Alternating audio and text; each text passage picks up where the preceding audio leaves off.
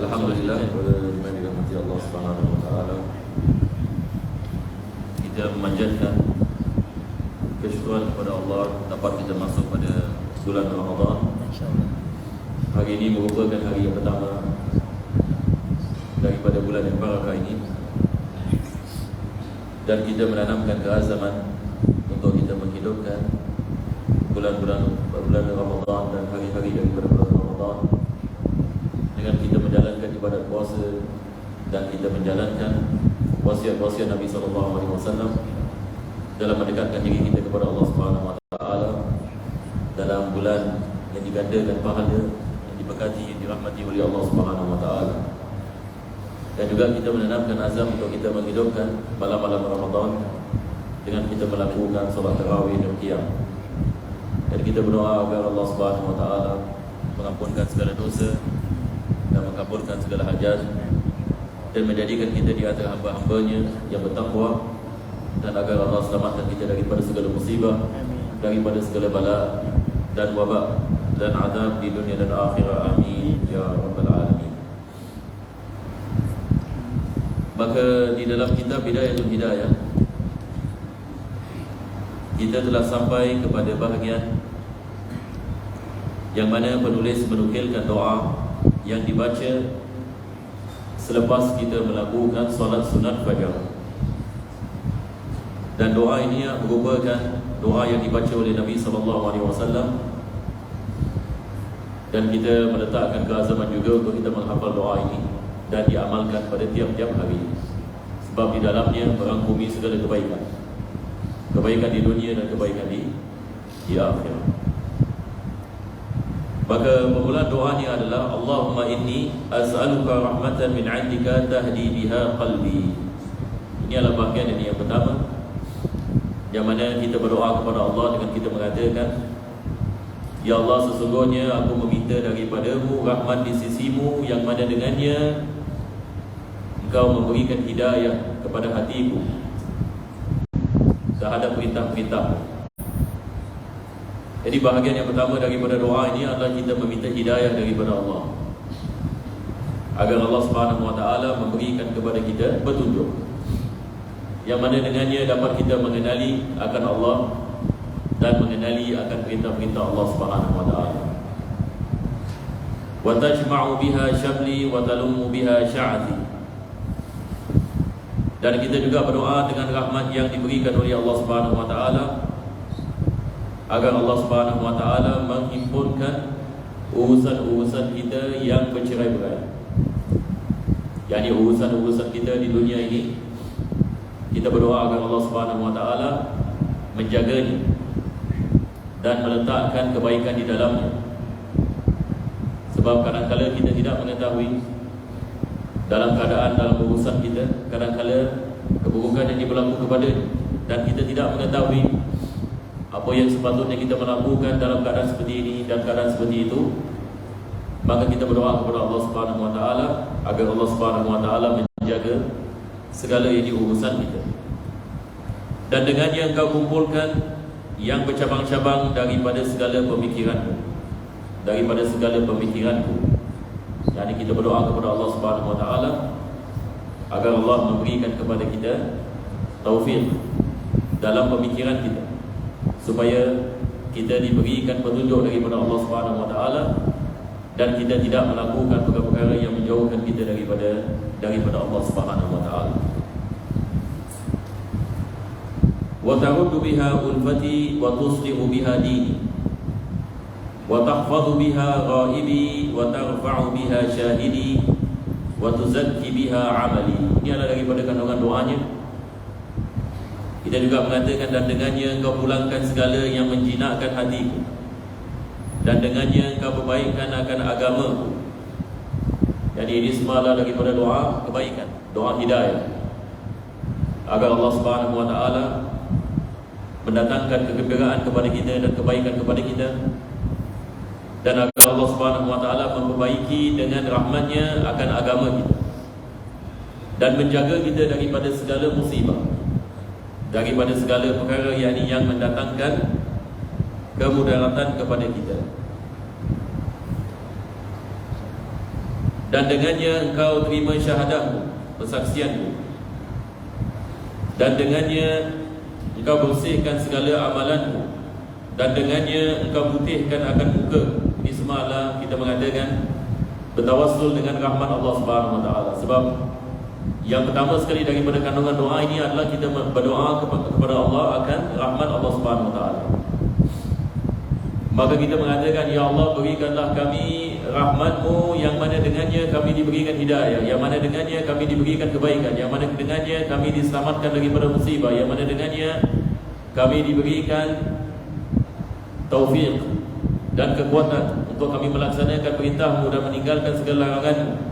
Jadi kita berdoa kepada Allah Subhanahu Wa Taala agar Allah memberikan kepada kita rahmat-Nya yang mana dengannya dimudahkan segala urusan kita di dunia dan akhirat. Begitu juga Nabi sallallahu alaihi wasallam mengatakan dengannya diputihkan muka. Sebab kita ada ayat dalam Al-Quran dan Allah Subhanahu Wa Taala menyifatkan orang yang beriman apabila dibangkitkan pada hari kiamat, mereka dibangkitkan dalam keadaan muka-muka mereka putih. Dan orang yang jauh daripada Allah Subhanahu Wa Taala dibangkitkan dengan muka yang hitam. Maka kita berdoa dengan rahmat Allah Subhanahu Wa Taala agar Allah membangkitkan kita dalam keadaan yang baik dan diberikan kepada kita rahmat. Dan begitu juga wa tuzakki biha amali, rahmat yang mana dengannya engkau memperbaikan akan amalan kami. Jadi kita mendapatkan tazkiyah supaya amalan kita diterima oleh Allah Subhanahu Wa Taala, supaya puasa kita insya-Allah diterima oleh Allah, supaya salat kita diterima oleh Allah Subhanahu Wa Taala, supaya ibadat kita insya-Allah Taala diberikan kabul. Ini yang kita harapkan. Kita harapkan ini kita beramal dan amalan kita diterima oleh Allah Subhanahu Wa Taala dan memberikan kesan kepada diri dan jiwa. Ini yang kita harapkan. Wa tulhimuni biha rusydi, dan agar dengannya engkau memberikan kami ilham, engkau memberikan kepada kami ilham terhadap ini yang hak dan kebaikan. Wa taqdi li biha hajati, dan aku berdoa akan rahmat-Mu agar engkau mengabulkan segala hajatku. Wa ta'simuni biha min kulli su, dan dengannya engkau menjaga aku daripada segala keburukan. Yani kita minta kepada Allah agar Allah mengabulkan segala hajat dan menjaga kita daripada segala keburukan.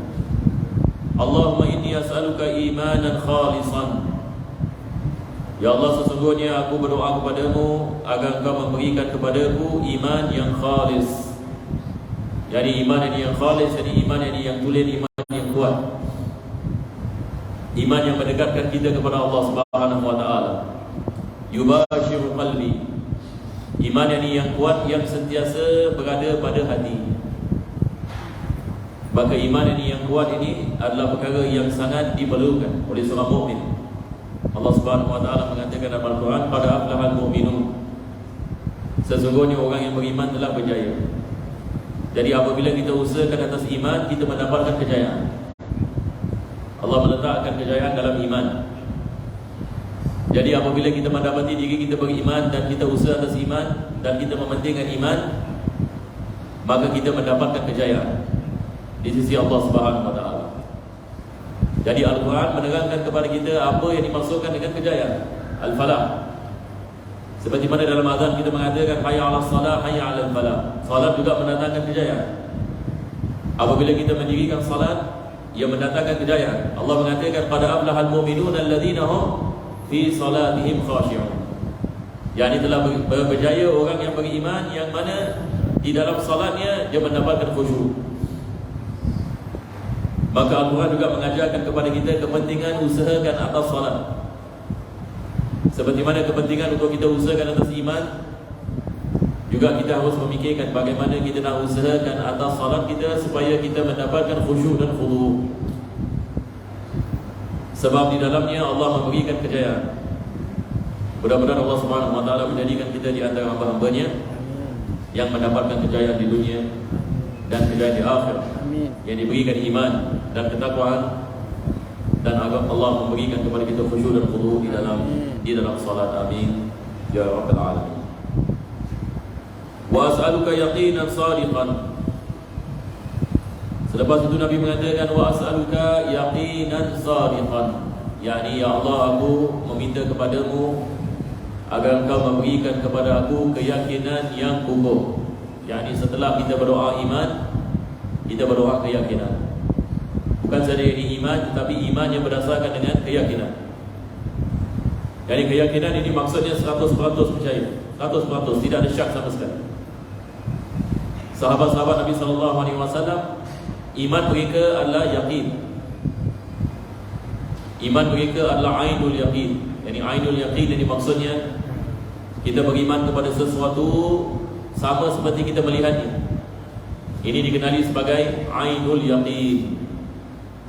Dalam Al-Quran Allah Subhanahu wa taala sebut tentang ainul yaqin dengan haqqul yaqin. Jadi ainul yaqin ini maksudnya kita bersaksi akan sesuatu dengan mata kita sendiri. Ini mendatangkan kepada keyakinan. Bagaimana kita nak sampai kepada tahap ini keyakinan atas segala janji-janji Allah Subhanahu wa taala di dunia dan akhirat. Ini adalah usaha kita. Bagaimana kita nak usahakan atas ini keyakinan. Bagi para sahabat Nabi SAW, keyakinan mereka kepada Allah Subhanahu wa taala adalah keyakinan yang sangat tinggi. Itu sebab Allah membukakan bagi mereka pintu-pintu kejayaan dalam segala urusan mereka. Dan sampai hari ini mereka menjadi misal bagi umat-umat yang datang selepas mereka. Maka daripada doa adalah kita berdoa kepada Allah, Allah wa as'aluka yaqinan sadiqan hatta a'lama annahu la yusibani illa ma katabtahu alayya.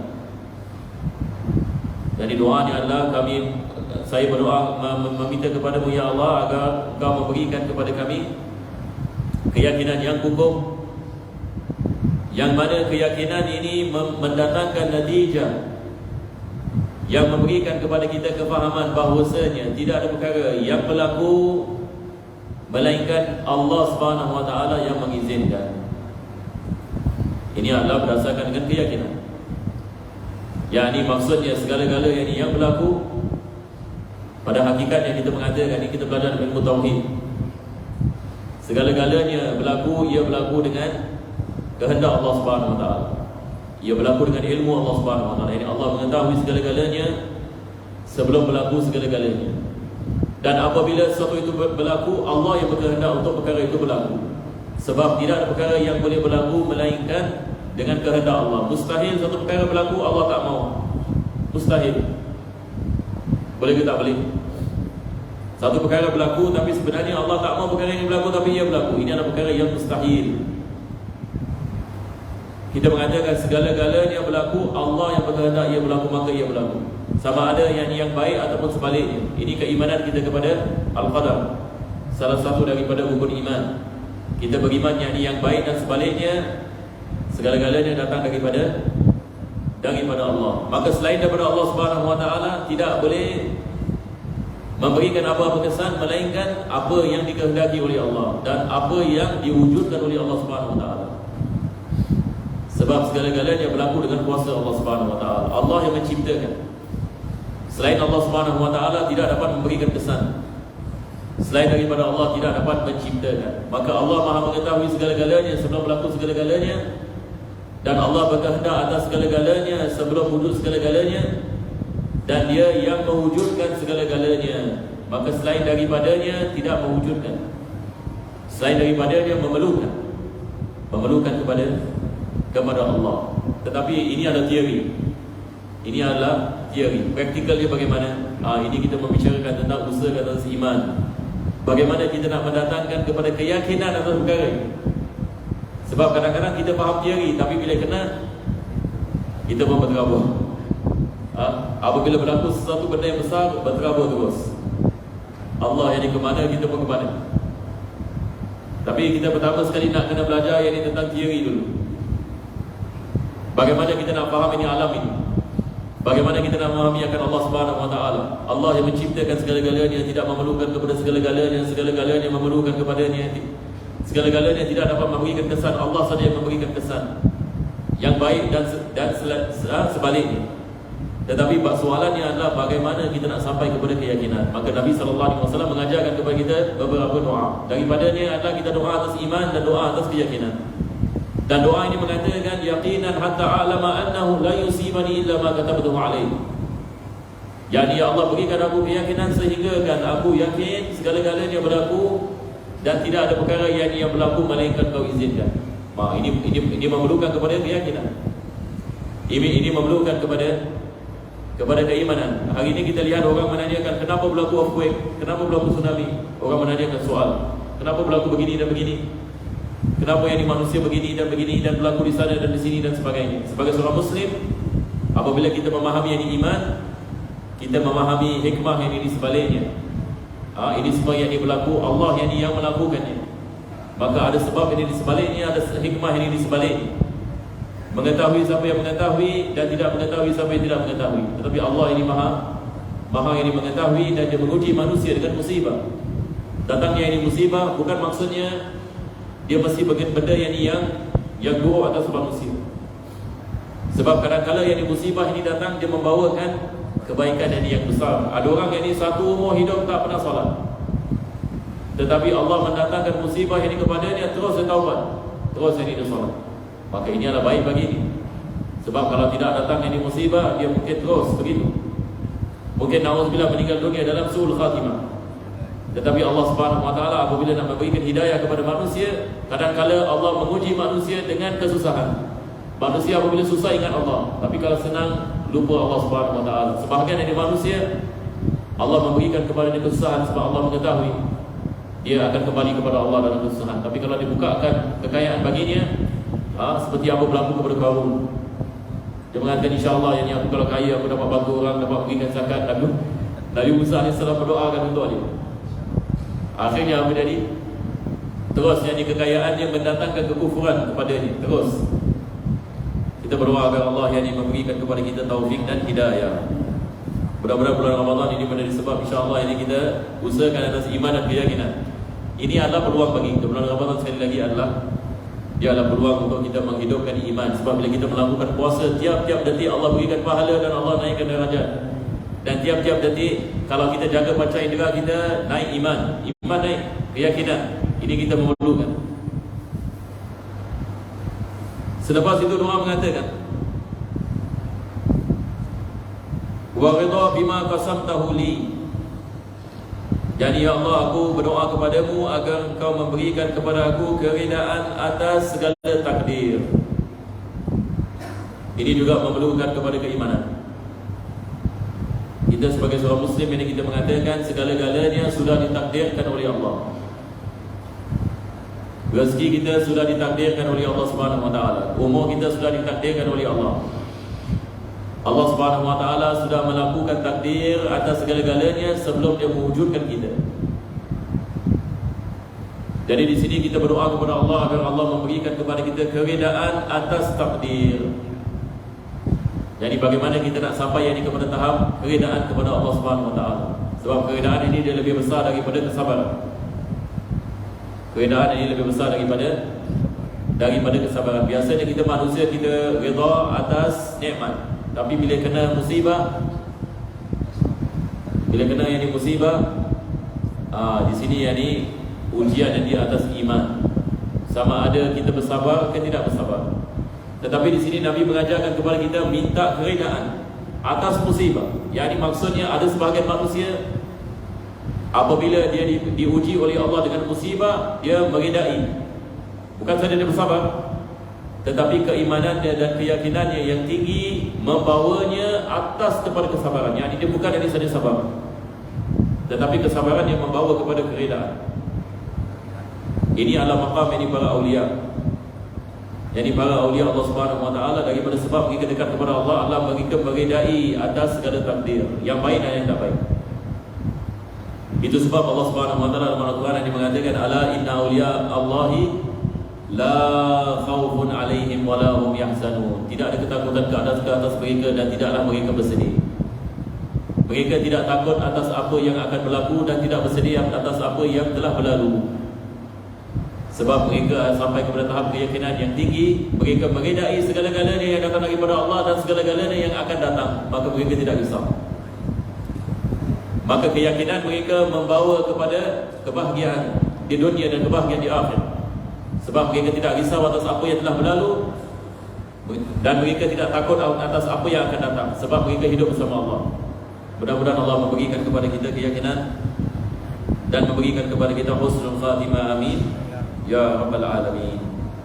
Rabbana taqabbal ma'ana innaka antas samiul alim wa tub 'alaina innaka antat tawwabur rahim wa akhtim bisalihati a'malana wa ajal Allah ya karim fa subhana rabbika bil 'izzati 'amma yasifun wassalamu 'alal mursalin walhamdulillahi rabbil alamin. Taqabbalallahu minkum. Assalamu alaikum warahmatullahi wabarakatuh.